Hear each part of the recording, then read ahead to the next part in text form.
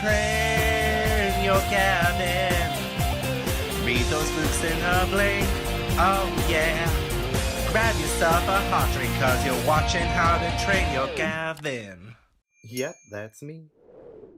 Hey everyone, welcome back to How to Train Your Gavin. Today I am doing another book haul video. This is my October book haul. So all of the books that I acquired during the month of October. So this will range from books that I got sent from publishers, books that got sent for free, BookBox books, and then books that I've paid for myself. And as always, I will split this into middle grade, YA, and adult. Don't think there's very much YA on this book haul. I think there might just be one, but without further ado, let's get straight into it. So books that were sent to me from publishers, I have Theodora Hendricks and the Monstrous League of Monsters, and this one is by Jordan Corby and it's illustrated by Chris Jevons. And I hadn't heard of this book. In fact, I might have seen it around, but I hadn't really heard much about it before it got sent to me, so thank you so much, Walker, for sending me it. Orphaned and raised by an unconventional family, Theodora knows the importance of these rules more than most, and so far it's not been too hard to keep her monstrous home life a secret. Until now. Someone is about to reveal everything and it's up to Theodora to save her family fast. So it looks really good. I love the cover for it. Walker also sent me Molly Thompson and the Crypt of the Blue Moon by Nick Tomlinson. And I have seen this author before. He wrote The Ghouls of Hellfair, which I've seen people read for Believathon. When two journalists are sent to Hellfair to write about the world's scariest town, they want amateur historian Molly to be their guide. But there's something creepy about them. They seem a little too interested in a local legend of a phantom known as the Silent Man, and they want Molly to help them find a hidden crypt that was never meant to be opened. Sounds brilliant. Is this like a sequel to The Ghouls of Hellfair? Because it says that two journalists are sent to Hellfair, so it might be a sequel to it. Or it might just be set in that world. It might just be a single story. Either way, judging on what it says on the back, I really want to read it. I really want to read this one as well, actually. They sent me two really fantastic books, so thank you so much, Walker. Also from Walker, they sent me the finished copy of The Midnight Guardians by Ross Montgomery. I did read this back in June. I thought it was fantastic. I really love it. So this follows Col, and C-O-L, and he lives in war-torn Britain. It's World War II, and his sister ends up staying in London while Col goes to live with his aunt. And Col ends up coming across three of his childhood imaginary friends, which is a tiger, a badger in a waistcoat, and a knight in shining armour. And he ends up having to go back to London to save his sister from the Midwinter King. This is like a fantastic book. It's so imaginative. It gave me such C.S. Lewis vibes, and I definitely predict that this will be a future classic. Walker also sent it with a notebook with one of the characters on. This is Mr. Noakes. This is the badger in the waistcoat. And yeah, it's like a plain notebook, white, and then some brown pages in the middle, and like a creamy kind of colour there as well. So thank you so much, Walker. Walker spoiled me rotten. Barrington Stokes sent me The Ghost Garden by Emma Carroll. This one has illustrations by Kasia Kajfez. And this was supposed to come out in July, but it got pushed back to January 2021. And this is from Barrington Stokes, so this is a dyslexia-friendly book. And this won't be the last dyslexia-friendly book you see in this video. So this one is set in the summer of 1914. And it's about Fran, who unearths a bone in the garden of Long Barrow House on the same afternoon that Leo breaks his leg. It must surely just be a coincidence. But Fran can't shake the uneasy feeling that the events are somehow connected, and there is a shift in the atmosphere that leaves her troubled and anxious. So I'm really excited to read it, and yeah, it comes out in January. So the incredible people at Faber sent me a box of 4 books, and so I'll go through these. There's one young adult book here. One of them they sent was When Stars Are Scattered by Victoria Jamieson and Omar Mohammed. And this one is a middle grade graphic novel, which is quite a big one actually. This one sounds like it's going to end up making me cry, because it says on the back here, it's heart-wrenching, hopeful, intimate and unforgettable, the true story of 2 young boys and their time in the Kenyan refugee camp, Dadaab. And it also says refugee camps are supposed to be a temporary place to stay until it's safe to go back home. I guess no one expected the war to last so long though, because Hassan and I have been here for 7 years. So I don't think I've read a middle grade graphic novel, but it looks absolutely gorgeous, absolutely beautiful. They also sent Voyage of the Sparrowhawk by Natasha Ferrand. And this one looks really cool. I don't know why, but the cover gives me kind of Famous Five vibes. I don't know why. But this one, it's the first spring since the Great War. In the village of Barton, life is returning to normal, except not for everyone, and not for 2 children in particular. Lottie is on the run with a stolen chihuahua, and Ben and his dog are surviving alone. Soon the authorities are closing in with the talk of orphanages, missing brothers, and the law. But Ben has his boat, the Sparrowhawk, and Lottie has a plan. So it sounds like 2 kids teaming up with 2 dogs. And I love the look of that. I do love the cover as well. I think it's a fantastic cover. And set after the Great War, there's been lots of middle grade books that are set either during or before the war, after the war. Anything to do with like the war kind of informing the main narrative. So I'm looking forward to reading this. They also sent me The Pear Affair by Judith Eagle, illustrated by Kim Geyer. I've seen this one before. I hadn't ever picked it up though. So when Nell Magnificent's awful mum and dad go to Paris for a business trip, Nell surprises them by tagging along. But Nell isn't planning on hanging around. The city is hiding someone very dear to her, someone Nell affectionately calls Pear, someone Nell is determined to find. And so Nell runs away on an epic mission during which she befriends bellboys, camps out in the laundry rooms of luxurious hotels, and races through underground tunnels and catacombs. All to discover the mystery behind Pear's disappearance leads to an even greater mystery, one that might just implicate the whole of Paris. So I love the look of it. It's set in Paris, it's a mystery. And I haven't read anything by Judith Eagle yet, so this will be a really good first one to read by her. And finally, I think this is a YA book, but it's On Midnight Beach by Marie-Louise Fitzpatrick. This one is set in 1976. The days are hot, hot, hot, and a dolphin has turned up in Ross Bay. Emma sneaks to the beach at midnight to swim with the wild visitor and to meet Dog Cullen with his lovely eyes, one green, one blue. Who cares if a neighbouring town is raging about the fortune dolphin fever brings to Emma's village? Emma has never felt so alive. And yeah, I think this is YA. I don't think it's middle grade, I think it's YA. But also looks really good. I really like the cover of this one. Next is a book that I have talked about to death already. It's not even out yet, but that is a proof of Amari and the Night Brothers by B.B. Alston. I have been so hype for this book, and I will get to read it next week. I cannot wait. It's on my TBR, but I've been like clamoring for this book for so long, and I've mentioned it so many times already, but sorry, not sorry. It won't be the last time you hear me speak of this. But this is apparently Artemis Fowl meets Men in Black, and this follows Amari, whose older brother has gone missing, and she ends up going in his room and finding a suitcase that I think has a nomination for her for the Bureau of Supernatural Affairs, and it kind of opens up to this whole world where there are magicians and fairies and aliens and things like that, and she has to compete for her place in this world. It sounds very Nevermorean, and I love the whole competing, the whole trials aspect of it. I love that. And once I've read it, I'll be able to explain it better, but I'm so excited. This is so cool. But thank you so much, Egmont, for sending me this. I have been annoying so many people with this book already, and I don't even care. I was really surprised when this came through the letterbox, but that is The Language of Ghosts by Heather Fawcett. This is an advanced reader's copy, and it's American as well, which I don't have a lot of American arcs, but I have been asking for this online. I don't know who listened.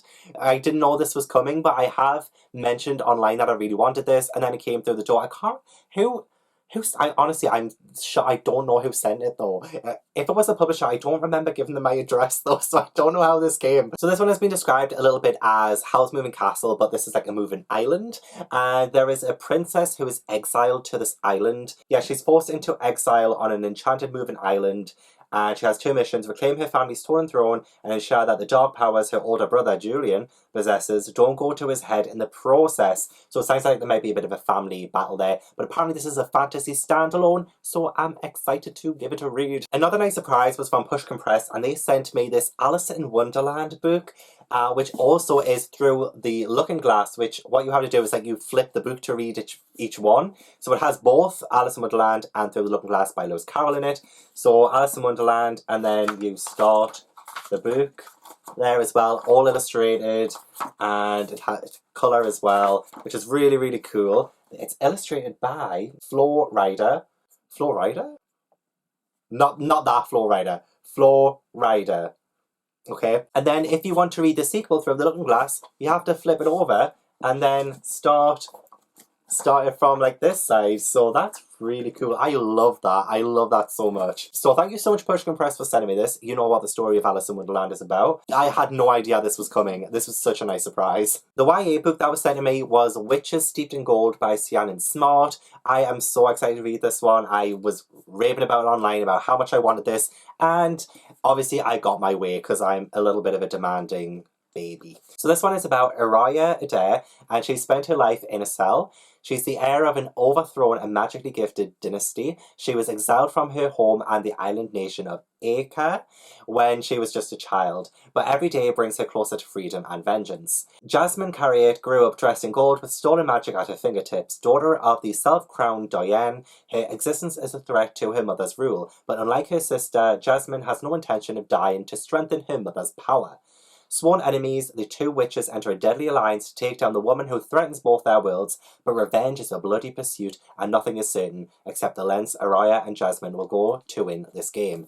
Oh, I'm so excited. This one comes out 20th of April 2021. So thank you, Hotkey Books, for sending me this. Oh, I love it. I love it so much. For the adult books, I got sent The Nesting by C.J. Cook. So thank you, Hoppercons, for this. Once upon a time, deep in the Norwegian wilderness, a girl was living a lie. It looks a bit like The Binding by Bridget Collins. It has that kind of look to it from the cover. I don't think it's like it, though. So when Lexi impulsively applies to be a nanny to two young girls, the job seems like the answer to all of her problems. So what if Lexi isn't telling the truth about who she is? All she wanted was to be a part of their lives. But something was destroyed to build this beautiful house. The darkness creeping in from the outside and the natural world around them turning sinister, will this fairy tale have a happy ending? I believe this book is out now, so yeah, thank you so much for sending me the proof copy, Hopper. The Thursday Murder Club by Richard Osman. This one has been so hyped recently, I think because Steven Spielberg has, he's directing the movie of this when it finally gets made. So in a peaceful retirement village, four unlikely friends meet up once a week to investigate unsolved murders. But when a brutal killing takes place on their very doorstep, the Thursday Murder Club finds themselves in the middle of their first live case. Elizabeth, Joyce, Abram and Ron might be pushing 80, but they still have a few tricks up their sleeves. Oh my god, this follows older people! I love this! Oh my god, I want to read it now. I love that. So yeah, thank you so much for sending me this. I often don't read thrillers, but I really want to.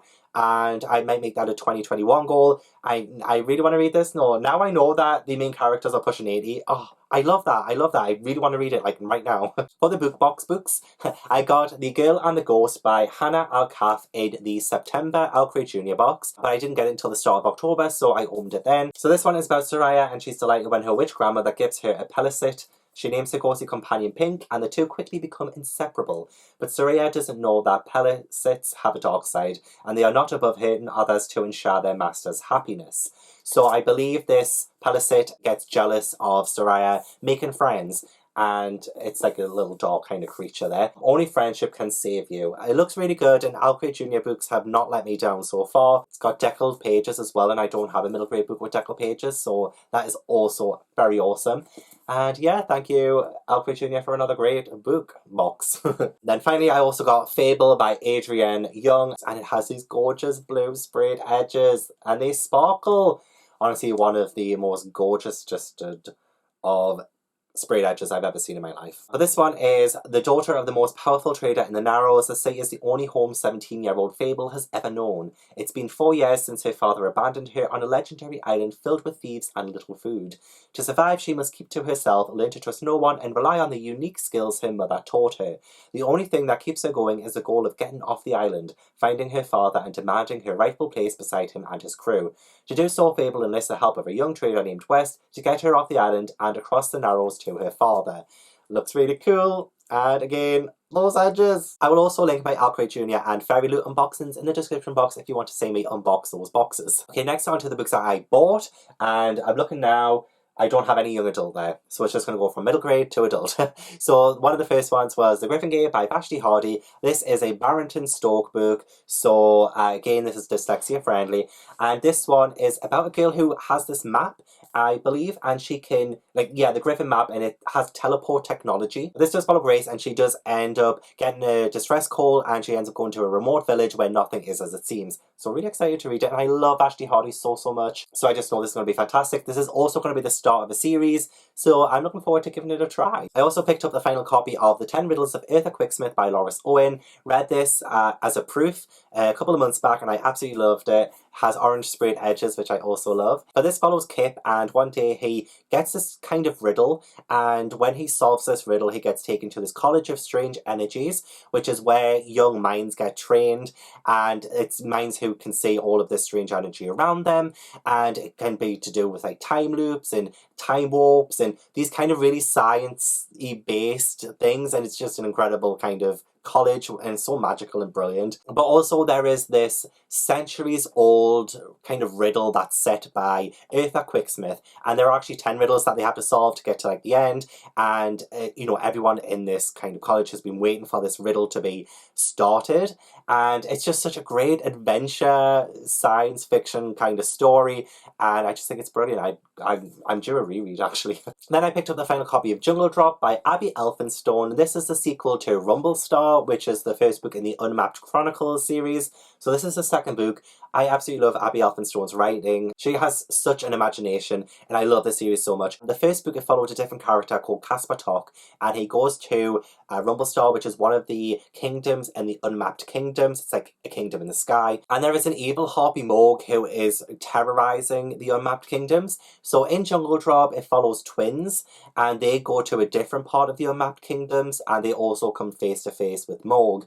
And it's such an imaginative, a brilliant series. I really enjoy it. Love this book as well, so I had to pick up this copy when it came out. It was supposed to come out in May, but it got pushed back to October, so I picked up the final copy because I loved it. I also picked up The Ghost of Goswater by Lucy Strange, and this is a historical middle grade. This one follows Aggie, who lives in Goswater Hall in the Lake District. This is set in 1899, and when the Earl dies, who is her father, she finds out that he wasn't her father at all, and she ends up getting kicked from her home to live in this little cottage run by a man who claims to be her father. And it's a brilliant story. I really enjoyed it. I only read it literally a few days ago, and it does have a ghost. It has like this girl who slips through time during the turn of the century, and it's great. It's great. I don't want to spoil anything. Also, I am in the acknowledgements. I am in the acknowledgements in the back because there is a character who has my last name in this. But Lucy Strange did say, "Hurrah for the fabulous booktuber Gavin Hetherington, aka the Gav7,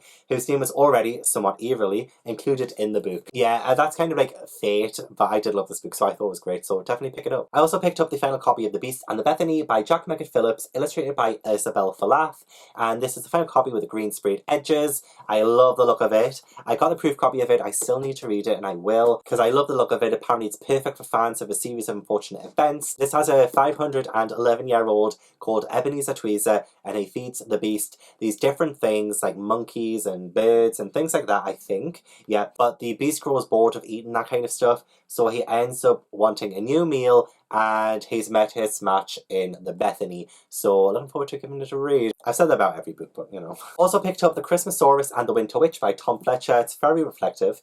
Illustrated by Shane Devries, and it has these gorgeous blue sprayed edges. So it matches like the first Christmassaurus in paperback. Love the cover. So the first book is about a boy called William Trundle, and it really doesn't say what the hell it is about, really. The first book says, forget everything you thought you knew about the North Pole, pop a crumpet in the toaster and get ready to meet a boy called William Trundle, his dad, Mr. Bob Trumbull, Santa Claus, an elf named Snozzletrump, Brenda Payne, the meanest girl in the school, a nasty piece of work called The Hunter, and a most unusual dinosaur. So The Christmassaurus and the Winter Witch is the sequel to that, and it must have a witch in it. I also picked up the final copy of Tinsel, The Girls Who Invented Christmas by Chabelle Pounder.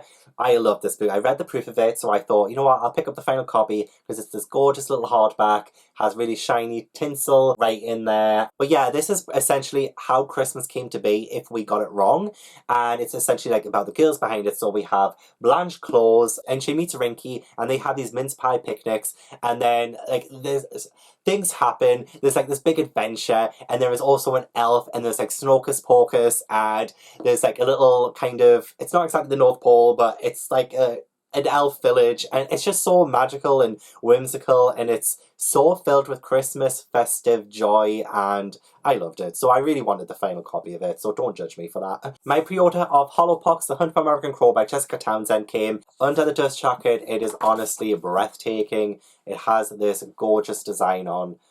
Oh, like seriously, sexy. This is the Waterstones exclusive signed edition. However, there are some printing errors. There are pages missing, pages printed out of order. So this is an unreadable book, but I've already read it. I read the proof copy of it and absolutely loved it. And I think it's a fantastic third book in the series. I love the Nevermore series, which is about Morgan Crow, who gets whisked away to the town of Nevermore, where it's like this wondrous society. There is magic. There are different knacks and tricks that people have and skills. And Morgan is just just a fantastic protagonist. I love this world so much.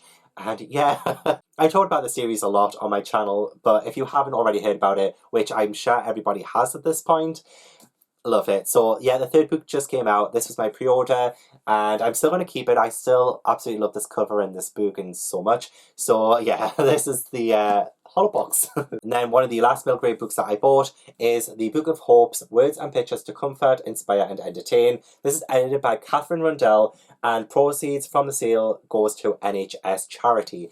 And this is a fantastic anthology filled with so many different kinds of stories and poems and all of that. A whole bunch of middle grade authors. I wouldn't say this is just middle grade, this is just for every single person, and it really does help with benefiting the NHS with everything that's happened this year. Yeah, there are contributions of over 100 children's authors and illustrators in this book. Gorgeous illustrations as well. This one is Hope by Tom Percival. So yeah, I would highly recommend picking up this book. It looks gorgeous, so yeah. So for the adult books now, I've only got two. But first one is The Invisible Life of Patty LaRue by Victoria Schwab. This was a pre-order, and it was a Waterstones exclusive signed one, and it has gold sprayed edges which sparkles, and I love it so much. So yeah, it's signed in there, and under the dust jacket, do you want to see under the dust jacket? Under the dust jacket it is gold as well, and has that image there. All I really know about this one is that it follows a girl who I think makes a pact with the devil in France in 1714, and she ends up not being able to be seen by anybody. But then I think like 300 years later, she does appear to someone, and it's to do with that. That's all I really know about it. I really want to read it. It just looks so good. Yeah, it looks great. So yeah, this is the version. There were so many different versions of this as well, but of course I went Waterstones, of course I did. I just love the edges. Finally, I bought Ready Player One by Ernest Cline, and this is the brand new hardback version of it with red sprayed edges. I think this is going to match the brand new Ready Player 2, which will be coming out this month. I'm so excited for it. I loved Ready Player One. I thought it was a fantastic science fiction novel, and I read it last year, and I guess you already know what it's about if you've seen the movie. But it does follow a world where everything is pretty much set in the Oasis, which is like this in-reality adventure game kind of thing. And it's like a new reality for people, and people choose to go into the Oasis rather than real life. But then there is this big quest to find different things and to finish. I need to reread this book. I should probably reread this before the sequel.